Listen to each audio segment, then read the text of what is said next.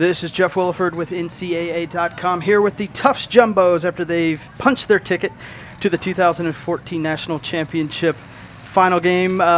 Joining us is head coach Cheryl Milligan, Cassie Arush, and Joe Clare. Coach, talk about the big win today, 8-0 win over UW-Whitewater. Obviously, your team looked like they were really ready to play. Yeah, I hope we're always ready to play, but I thought we did a really good job of jumping ahead. It's nice to have a game that's not such a nail-biter, since every game out here seems to be a nail-biter and everybody's all tense. So it was nice to have one where we got the job done early and ended up being able to kind of relax and do our thing a little bit. So, how does it feel last year win your first national championship, returning for another chance against Salisbury tomorrow? What's it feel like for you as a head coach? What does that do for you? I mean, obviously we're thrilled to be here.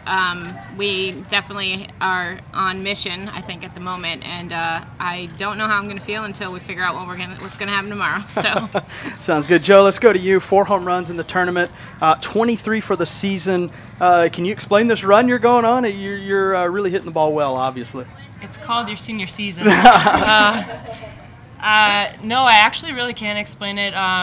Again, I said the other day that I just try to get up there and hit the ball square. Again, a couple words of advice in between innings and, what we're seeing and helping other players out and stuff like that. But really just trying to end on a good note and end my career on a good note, and I guess that's working for me. That's good. And also a freshman here, Cassie, almost matching Joe so far. 3 home runs in the tournament. Y'all have gone back-to-back twice. Are you just trying to copy what the old-timer here is doing? Hey. She's not that old, but that's okay. No, I don't really think when I'm up to bat. I just kind of get up there.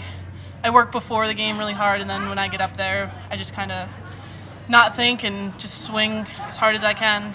I think the whole team was really feeding off each other today, and that really helped me a lot too.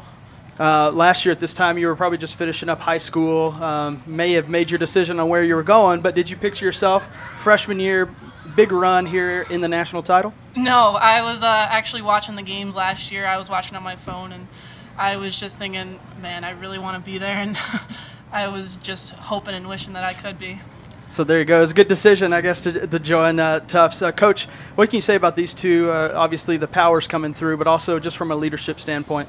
Well, I can tell you, I was thinking about some of these back-to-backers when we finally got Cassie on board last fall. I think having some protection for Joe in the lineup, we have some great hitters down the order, but I think somebody that can kind of match her power numbers allows her to see some better pitches, and I think this is really the first time in her career. So I think that's helped. Probably more, too, is just as she spoke to her mindset. But these two are having a lot of fun there in the 3-4 spot, I think, and, we've got a lot of other players over there that are really contributing also up and down the order. So, it's nice to hit home runs. It makes it a lot of fun. It's exciting.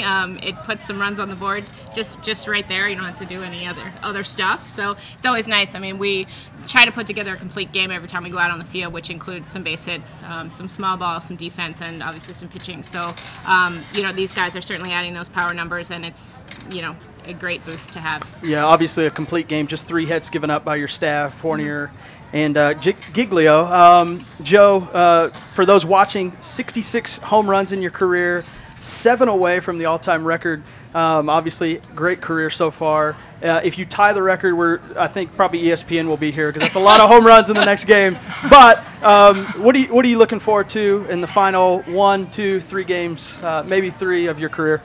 I mean, it's going to be a good pitching matchup. Allison's, going to bring her A game, A+ game, hopefully.